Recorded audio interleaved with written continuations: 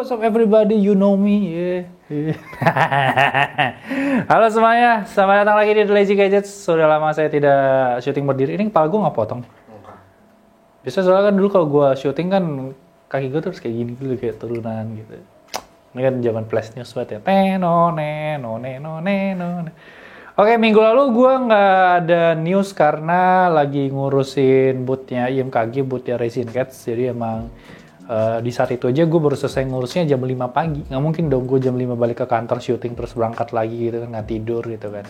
Tapi so far so good lah, rame juga main ke booth kita. Gue nggak tahu apakah kalian udah lihat, mungkin nanti Sati bisa ngasih lihat showcase Desmet yang kita ngasih lihat itu Catspers di video ini. Karena itu udah up for pre-order.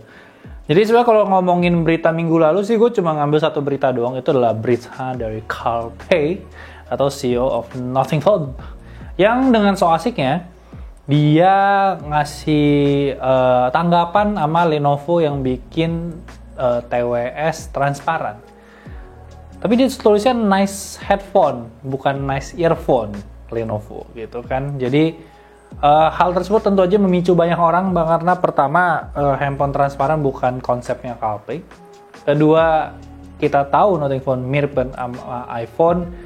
Tapi ada beberapa juga yang setuju gitu. Tapi beberapa juga berterima kasih kepada Carl Pei karena berkat Carl Pei mereka tahu kalau Lenovo ngeluarin TWS transparan.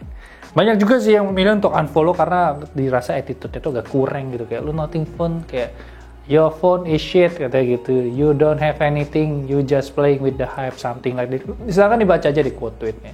Bagus Carl Pei. Semakin Anda berkontroversi, semakin banyak yang nonton video ini. Oke, kita sebenarnya kalau minggu ini kalau kita ngomongin smartphone ya, itu literally bisa bilang nggak ada sama sekali. Paling cuma rumor-rumor S23 yang ngomongin kayak nggak akan bakal berubah lah, kamera sama dan segala macam, belum ada sesuatu yang baru. Tapi yang kita tahu di tanggal 7 nanti Apple bakal memperlihatkan si iPhone 14. Nanti kita akan bahas di belakang karena yang kita bahas pertama itu adalah Netflix. Seperti yang gue bilang, Netflix yang masalah ads, jadi dimana kalian sekarang nonton Netflix bisa ada ads-nya atau tier terendah dari Netflix, ini baru aja mengeluarkan rumor-rumor yang sangat-sangat mengganggu otak-otak semua manusia yang ada di muka bumi ini, ya. Karena dia bilang mentok cuman 480p. Orang mana zaman sekarang yang masih nonton 480p? Emang kau kira orang bisa langganan Netflix TV-nya masih CRT? Udah pasti kan minimal 1080 atau enggak 768, 720. Jadi semoga masih rumor ya, karena kita nggak tahu. Karena kan Netflix tuh selalu cop-cop kayak, ini tuh karena kalian sharing, jadi kita tidak ada pemasukan, jadi kita harus pakai iklan. Padahal kan kompetitornya makin gede aja gitu. Dia nggak pernah menyangka Disney Plus bisa menendang pantat dia seperti itu. Kalau nggak bisa download, masih oke lah ya. Kalau nggak bisa download, karena kan mungkin orang juga download Netflix kan, itu lebih ke arah kalau lagi mau berpergian, pesawat dan segala macam. Kedua, YouTube Short. YouTube Short juga sama. Ini juga butthurt ya. Dia bilang dia akan menambahkan watermark di videonya, jadi nggak bisa di-upload ke TikTok sama IG Reels. Jadi nggak ada multiple content, bla bla bla bla. Tapi gue rasa orang akan menemukan cara untuk menghilangkan si watermarknya. Karena gue lihat beberapa video TikTok kan watermarknya juga hilang tuh. Jadi kemungkinan besar ini bisa diakalin gitu. Jadi nggak ngaruh. Terus YouTube TV ini juga menarik, nama baru mode adalah Mosaic Mode, di mana ini digunakan untuk menonton 4 live stream sekaligus. Kalau saya berpetisi lebih baik jangan YouTube yang buat fitur ini. Lebih bagus Mola. Mola nggak sih? Mola sama video, mending itu. Pasti kalian mengira saya mau ngomong hub kan? Tidak, karena menonton 4 tidak fokus. Tapi yang pasti YouTube sendiri itu kalian bisa nonton 4 live stream sekaligus untuk YouTube TV, dan dia katanya lagi implementasi untuk bisa YouTube Short sama YouTube Musik. Gue masih nggak tahu sih live stream ini akan kepake buat apa, karena mentok-mentok kan nonton turnamen nggak mungkin dong nonton turnamen LoL, Dota, CSGO sama Valorant sekaligus kan, otak lu juga nggak bakal ngikutin. Tapi nggak tahu, gue nggak tahu gunanya apa, tapi keren aja gitu. Oke, Be Real ini salah satu hal yang cukup baru mulai naik belakangan ini. Jadi hal yang menarik sebenarnya Be Real ini bukan barang baru, dia tuh udah dari 2019 barang, udah kayak lagi jualan gue. Be Real ini ternyata membuat sebuah sosial media yang sangat otentik, genuine, yang benar-benar pure. Kalian tuh diminta untuk nge-share keseharian kalian dan muka kalian dalam kondisi apapun. Jadi konsepnya gini, kalau kalian daftar BeReal, tiba-tiba bakal akan masuk notifikasi, kalian dikasih 2 menit untuk foto apapun yang di depan kalian, dan juga selfie. Itu berarti nggak ada yang namanya kalian touch up dulu, make up dulu, kalian beresin meja kalian dulu, dan segala macamnya. Jadi bener-bener dibikin segenuine mungkin. Cuman tadi waktu gue daftar BeReal, gue cuman ngeliat yang di kontak gue ada 3 orang. Salah satunya itu adalah si Bertus, itu adalah salah satu konten kreator di TikTok. So far kayak gue liat kontak gue nggak ada yang tertarik sama BeReal. Jadi akhirnya gue ngeliat ke Discovery, kita bisa ngeliat kayak berbagai orang di dunia itu, kalian bisa lihat kegiatan mereka dan selfie mereka gimana, mereka ngapain. Cuman baik lagi cukup private, jadi kalian tuh harus add friend dulu. Gue nggak tahu apakah akan ada fitur message, saya tidak mau coba karena saya takut dipenggal. Wajar dong, make sense dong, ngerti dong. Nah, tapi maksud gue fitur-fitur ini tuh seakan-akan memperlihatkan kalau sosial media itu harusnya seperti ini, bukan seperti Instagram yang lo tuh udah ngekonsepin, lo foto sebagus mungkin, dapat engagement, biar bisa dapat follower, di endorse, jadi bonge, lebih kaya dari bonge, slebeo gitu kan. Ini tuh satu konsep yang benar-benar berbeda aja gitu dibandingkan Instagram, TikTok, dan segala macamnya. Nah, dari sana Instagram mengeluarkan fitur namanya IG Candid. Jadi Instagram sendiri kan memang sudah terkenal sebagai clone killer ya. Jadi dia suka mengambil fitur orang, dijadikan fitur dia, dan akhirnya membunuh orang lain seperti Snapchat dengan story-nya. Dan sayangnya dia tidak bisa berhasil membunuh TikTok dengan Reels-nya. So far kan masih gitu kan, masih bertahan. Nah, fitur ini namanya IG Direct, ditemukan oleh leaker, dan ternyata fitur ini punya konsep yang sama. Jadi kalian akan diminta untuk kayak challenge gitu, ada 2 menit dalam waktu kalian untuk ngefoto apapun yang ada di depan kalian. Jadi emang bener-bener konsepnya plek-ketiplek sama si BeReal. Cuman baik lagi kata orang Meta, ya Meta bisnis, ini cuman internal prototype, bukan buat testing public segala macam. Tapi tentu saja dia bacot, karena kalau ini rame, BeReal makin populer, pasti dia keluarin. Dia mah tidak tahu malu, yang penting dapat cuan. Oke, sebelum kita masuk ke iPhone, kita ngomongin Redmi. Jadi Redmi Note 11 SE, kalau nggak salah ini rilisnya di India ya. Nah, ini baru rilis dan ternyata dia sudah ikut-ikutan tidak pakai charger, menjaga lingkungan, environmental friendly. Bagus sekali. Jadi kita bisa ngelihat kalau Xiaomi setelah Mi 11-nya sekarang versi lebih terjangkaunya, si Redmi itu akan ikut tanpa charger. Berarti kita kayak ngeliat Samsung dengan A-series-nya. Oke, kita ngomongin iPhone 14 di 7 September. Kemungkinan buka pre-order di 9 September dan juga rilisnya tuh di 16 September.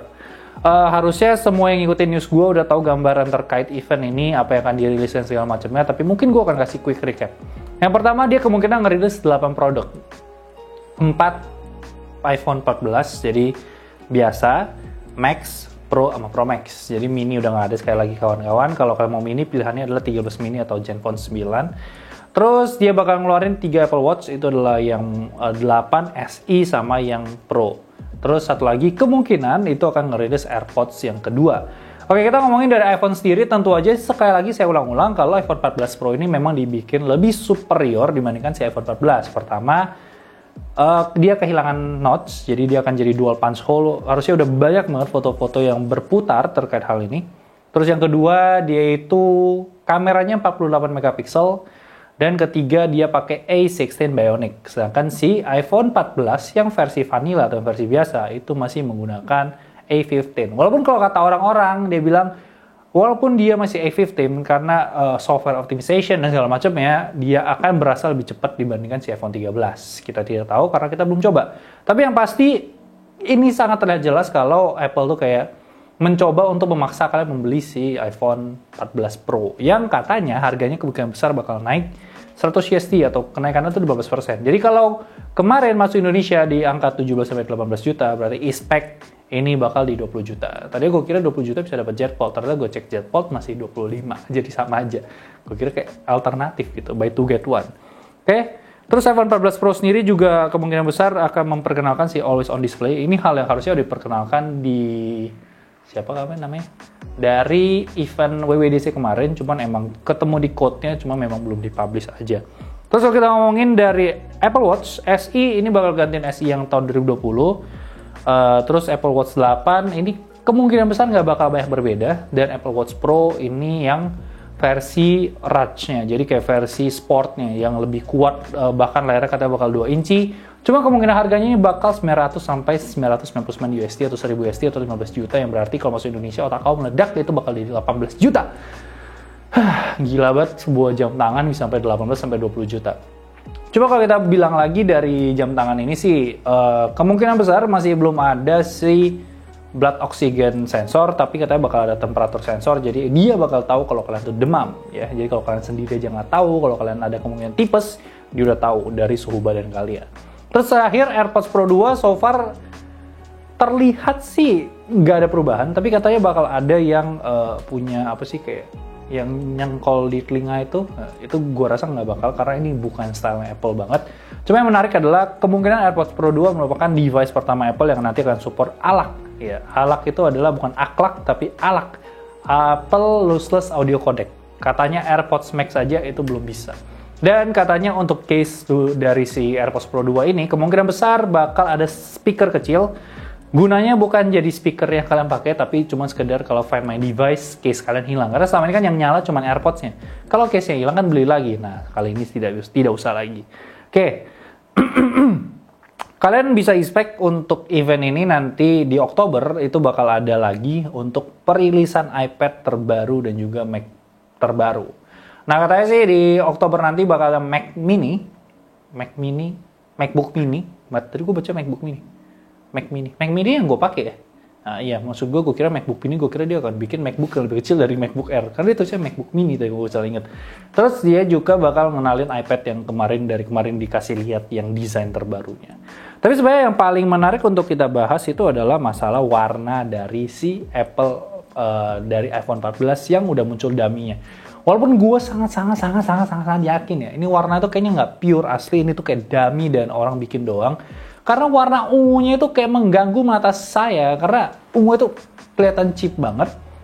Ada banyak footage ya, ada 2 foto dan 1 video. Yang video ini agak aneh karena dia kalau kena cahaya dia agak berubah warna, tapi bagian kotak kameranya itu warna itu ganggu banget. Ungunya itu terlalu ngejreng, jadinya ganggu. Tapi kalau yang foto, ini juga gue nggak bisa terima karena di situ ada warna biru. Harusnya kan Sierra Blue tuh udah nggak ada. Harusnya kan iPhone tuh cuman abu, putih, emas, warna baru khusus sama warna hijau nggak sih harusnya? Karena tahun ini ada hijau sama biru kan, hijau sama Sierra Blue. Jadi gue nggak tahu birunya tuh kayaknya fake. I don't know, tapi let's see. Itu pokoknya ungunya gue rasa nggak akan seperti itu. Maksud gue sekelas Apple nggak mungkin milih warna seperti itu. Oke, that's it untuk minggu ini. Be real, tolong di di download, dicoba aja. Jadi kayak kalau gue sih sebenarnya tujuan gue nyoba tuh kayak kalau emang gue harus ngepost tiap hari 2 menit ya jatuhnya kayak diary aja sih, kayak archive story aja. Cuman tadi di react sama 2 bule cewek sih. Oke, sampai jumpa di video berikutnya. Bye bye guys.